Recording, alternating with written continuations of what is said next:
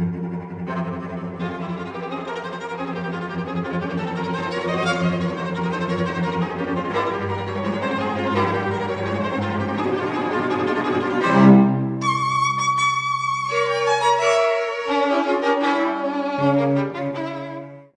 pessoal, meu nome é Sérgio Augusto, eu sou professor de História, historiador, estou aqui novamente apresentando a vocês um novo vídeo sobre o nosso acervo e hoje eu escolhi para apresentar para vocês publicações referentes à temática do humor, né? O humor, especialmente o humor brasileiro, produzido no século XIX e nas primeiras décadas do século XX.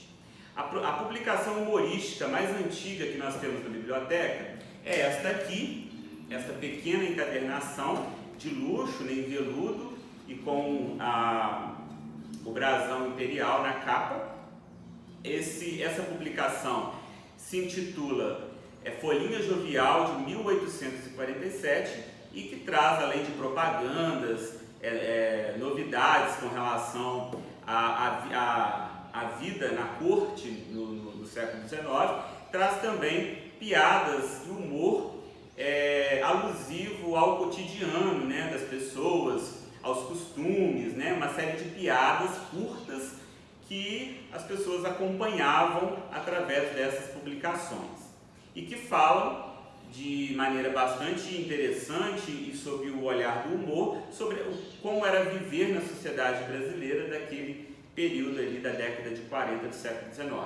Temos também uma série de publicações relativas à crítica política no século XIX, como a Revista Ilustrada, como o Álbum das Glórias, e que tem como objeto, né, de humor as questões políticas relacionadas à monarquia brasileira.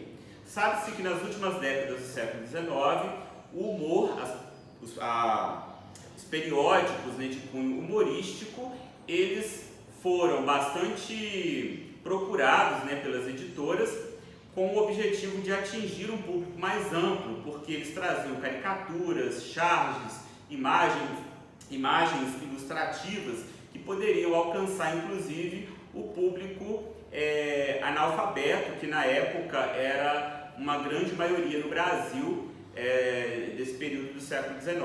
O Ângelo Agostini, por exemplo, com a Revista Ilustrada, ele levou a um público bastante amplo e diversificado várias críticas à escravidão no país, várias críticas ao poder monárquico, como a centralização da monarquia e outras questões, outras mazelas do regime monárquico.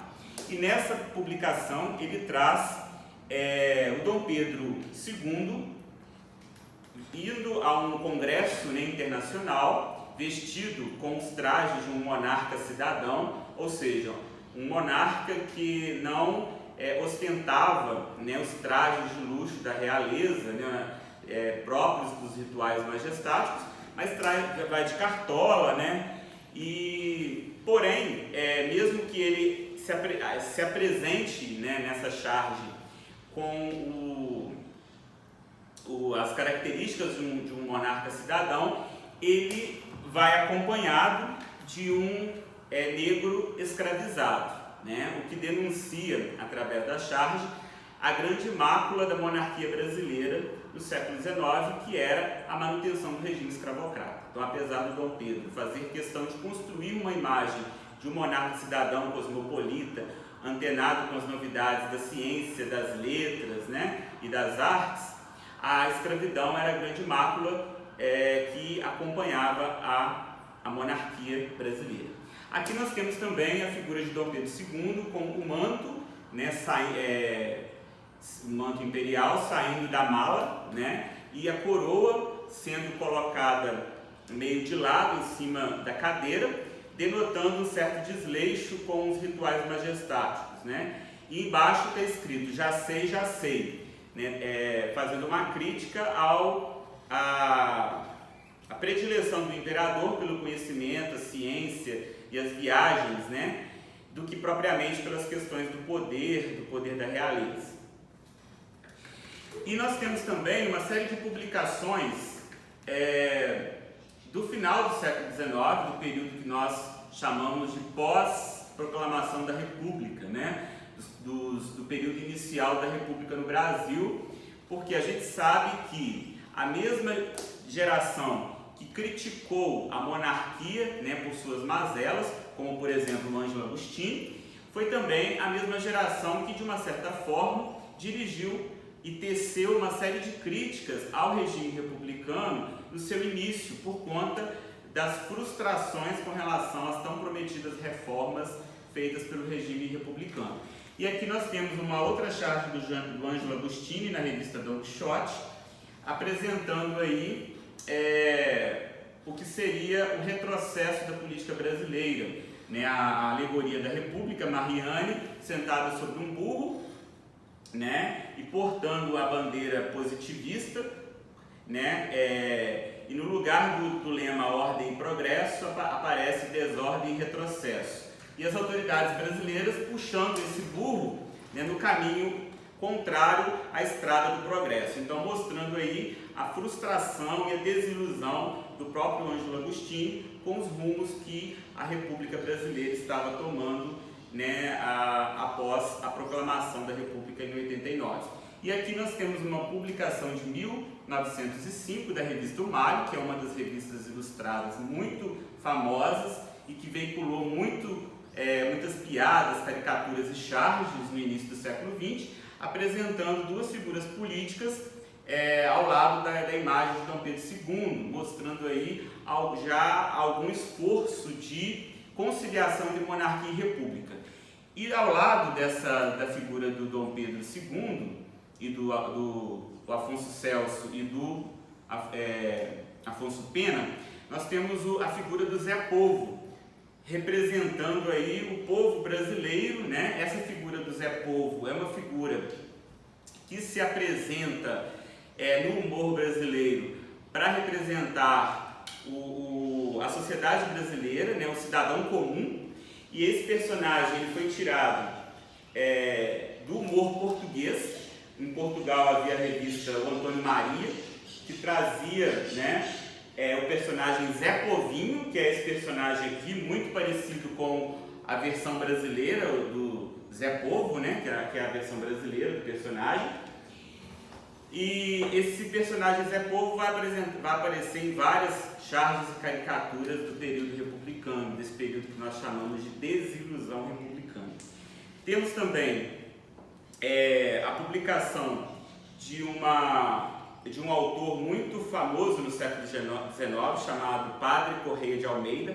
Era um padre poeta, mas não era um poeta apenas lírico, né? Era um poeta de forte verve satírica, abolicionista, militou durante boa parte do século XIX em prol da causa abolicionista, e quando a República é proclamada, ele também denota toda a sua desilusão com os rumos da República, né? Inclusive fazendo piada e sátiras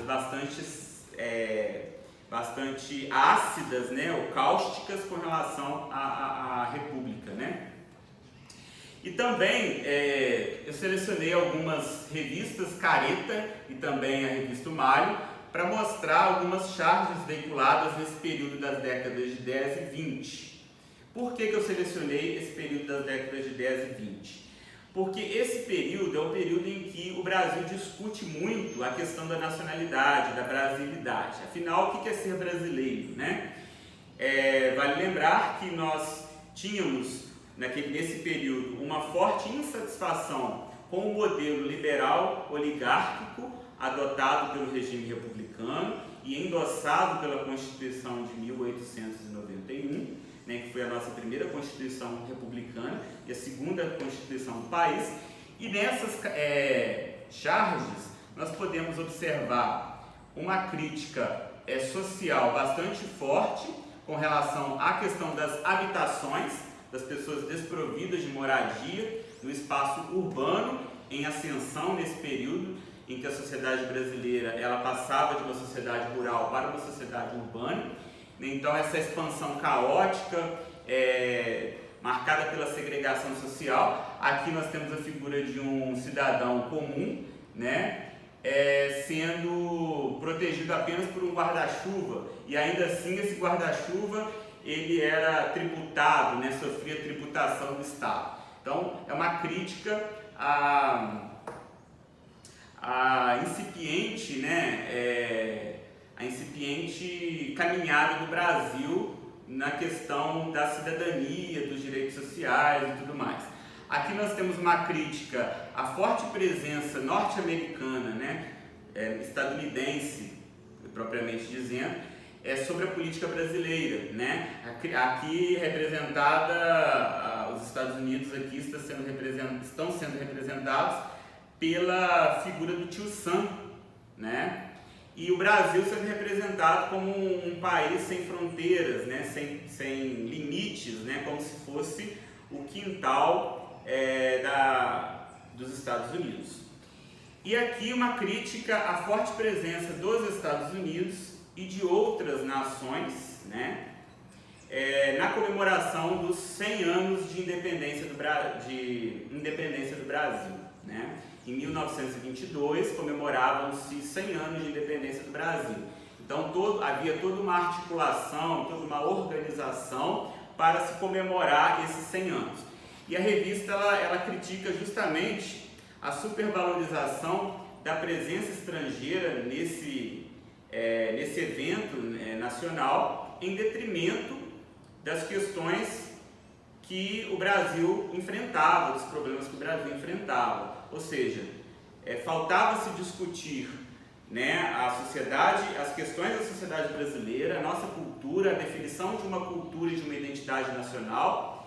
Enquanto isso, nossas autoridades estariam muito mais preocupadas com a presença de estrangeiros no Brasil.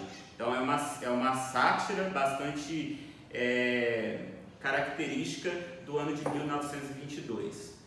E esse livro, né, que se chama História do Brasil pelo Método Confuso, é um livro de um autor chamado José Madeira de Freitas, mas esse autor ele não assinou a obra com o seu nome, né, de fato.